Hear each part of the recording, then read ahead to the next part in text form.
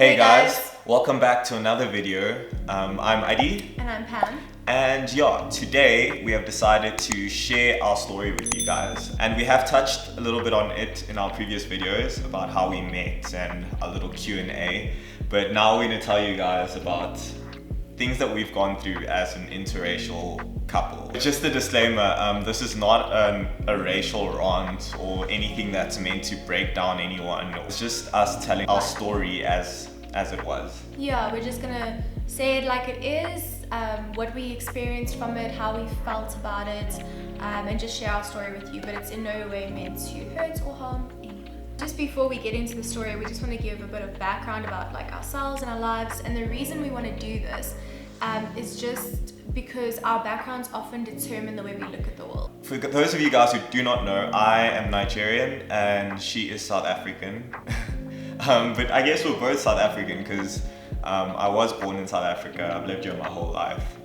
But culturally and traditionally, I am fully Nigerian. My parents are 100% Nigerian and I was brought up with Nigerian principles as well. So my parents were not always very keen on the idea of me dating someone of a different race. I think they just had preconceived ideas or beliefs about other cultures. I remember the first time that I told my parents about Pam. It wasn't like they hated the idea, but they weren't really for it. Different cultures have sort of different ways of doing things, and they sort of had an idea that European culture and things like calling people who are older than you by name, like it's things I've experienced, like going to my white friends' houses, it's like, hey Jill, Bull, Billy, like calling your dad or your dad's friend or... Just a disclaimer, I don't do this. Yeah, she really doesn't. If I was to call somebody older than me by name, and if my parents were to ever see that, it would be so disrespectful. Little things like that really played a part in how my parents saw it at first. They never said no, you're not allowed to date her or anything like that.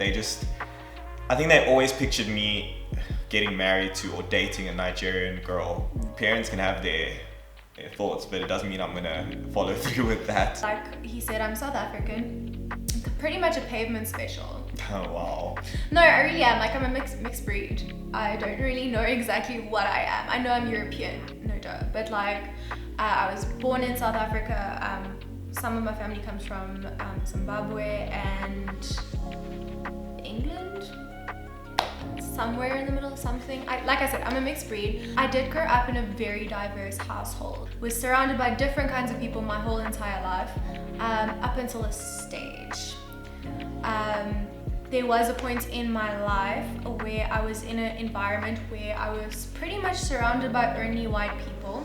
I think in a place where there is little or no people of any other race, dating outside of your race is seen as something very taboo and very just like, it's a no-go. Picking up from our last video, we started spending every break together at school, and it was cute. All the time that we could spend with each other at school, we literally did after school as well, and people would start saying things. The worst thing is that people didn't know me. And I think there's so much ignorance in South Africa when it comes to what white people think of black people, just because of what black people have been through in this country. Like, I feel like a lot of white people see black people and see, oh, uneducated. Yeah. Oh, he's probably gonna not amount to anything. Oh, I think you were told once that I was gonna get you pregnant. I was told that once. There was no chance for him, just because he was already ruled out before anyone knew who he was, his character, and I think character makes a man, right? So it was just unfortunate that he wasn't given the same opportunity as maybe a white boy would have been given. That was just to give some context into what happened. So after a while, after we were speaking for a while, we'd get like weird points where she would get very like off with me, and it was basically because she had to break up with me, and this happened a few times. Yeah. So I was never outright told just like dump him or break his heart or break up with him, but you know when you're only 15 and you get told something by people that you really love and respect, and you view their opinion as the right thing to do. I had been convinced that it was wrong, and we were wrong, and the internal struggle was very real, because it was like deciding between breaking his heart or deciding to go with the advice that I had been given. But because it was people that I love and respected, I ended up going with those decisions, and I dumped him a few times. Like, I could see that she was hesitating to do it every single time, because I'd be like, what's wrong? She'd be like, nothing. What's wrong? Nothing. And then you know how girls later on in the day, she was just like, I'm sorry, we can't. Yeah. She'd break up with me, and then we'd stop speaking for like maybe a month or so. Sometimes more. I think the duration of us not speaking to each other increased the more times it happened. But yeah, it would be like a month later, and I'd be like, I wonder how she is. And just like innocently, I'd just be like, how are you? And then that would just turn into a whole conversation. We and just then sparked. We just couldn't help but like connect on that level, even though it was just a simple conversation. Yeah. Like, we'd speak to each other indirectly on Twitter. Yes. And our WhatsApp statuses, BBM statuses You at that would point. always put like sad songs on your statuses, and I would just go and like listen to that song over and over and over again. So we went through this throughout high school, and I remember the last time the most impactful time that she broke up with me, and it was actually, I had just finished my matric, and it was during the holiday, and we were still speaking and stuff, and she literally was like, they came to speak to me, or she had gotten spoken to by people in her life, and she was basically like, I'm not allowed to speak to you, I'm not allowed to see you, etc. But my reaction was actually very weird, because it was different to all the other times. that December, He was done. I was done, but also I was getting a PlayStation, a PS4. So I was like in the shop with my brother, we're buying a PlayStation, and then I get this message from her, and I was just like, cool. I was literally like, okay, cool, sort of thing. He was just focused on his PlayStation. I think it set in in a few days after, but then that was it. So I stopped for a while. I stopped trying for a while there. It was a good 2 years of us just not really hitting it off anymore. Yeah, we weren't speaking. So this was now my grade 11 and 12 year. But now in that grade 11 year, so you were obviously already at varsity.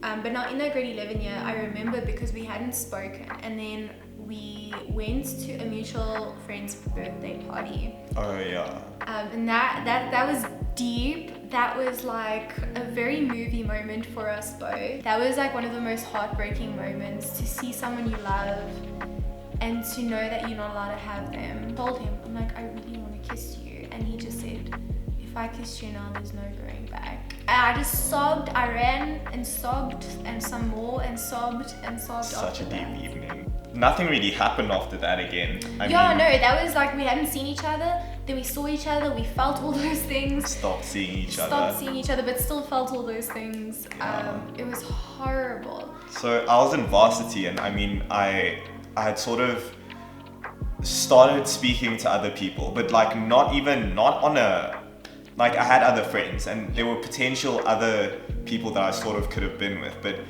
funny thing, no one ever matched up to her standard.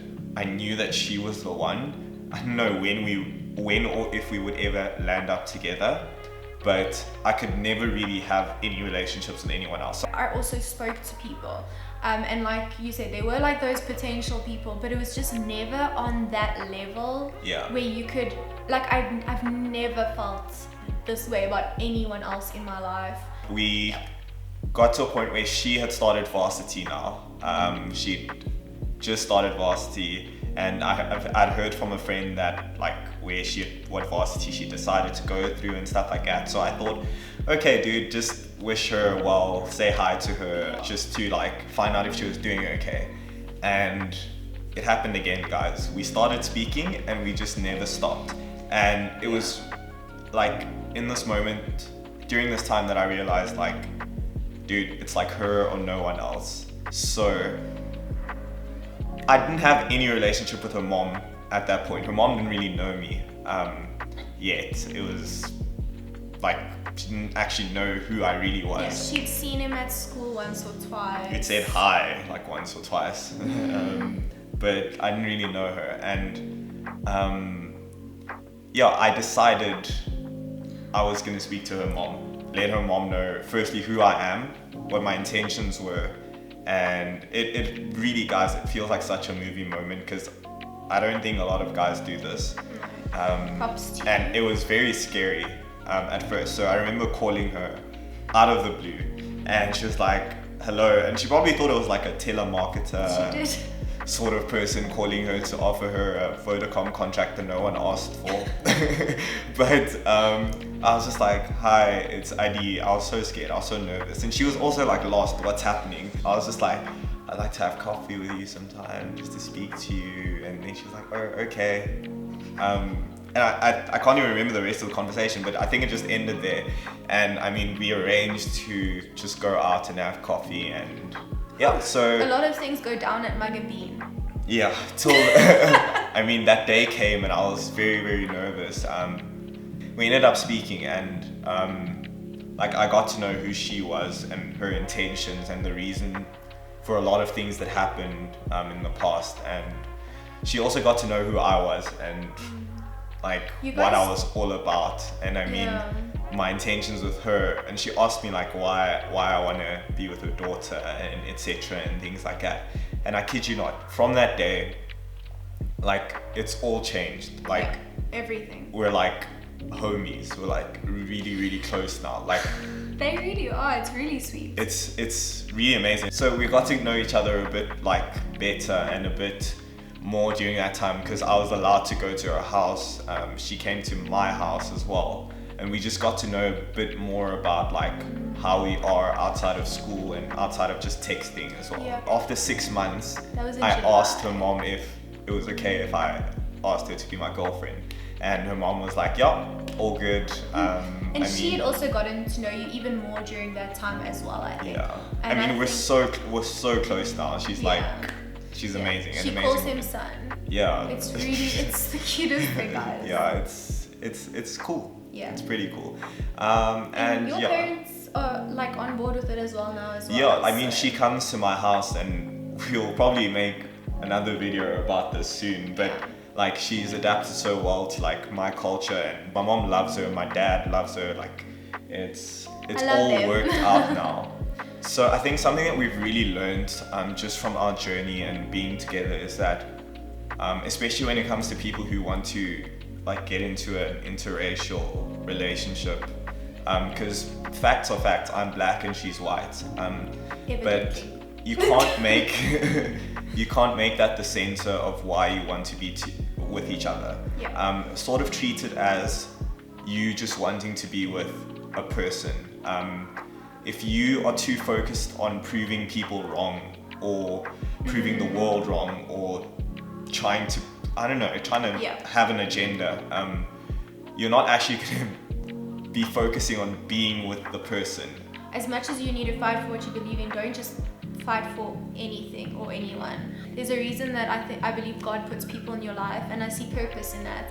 When you know that this is the person that you want to spend the rest of your life with, the people that truly love you also will adapt and they will take the time to understand. Yeah, I think just in closing, like something that really kept us together is our relationship and our views on God. I think having that in common made everything a bit better because I think through it all we always prayed that like God would have his way. Yeah. And we did ask God that like just one day, like that we'd be together, and I think it did happen. And I think what keeps us going is just our faith in God. Like that is the one thing we have in common that I'm just so grateful for. And yeah, like I think it's been a crazy journey, but there's more to come. We're not saying it's like done or anything. But yeah, I'm just so grateful for it all. Guys, thank you so much for tuning in. Please don't forget to like and subscribe if you enjoyed this video. As always, there's more to come, and yeah, we just love to bring you guys on our journey with us. Bye. Bye. Did you subscribe yet? We're waiting.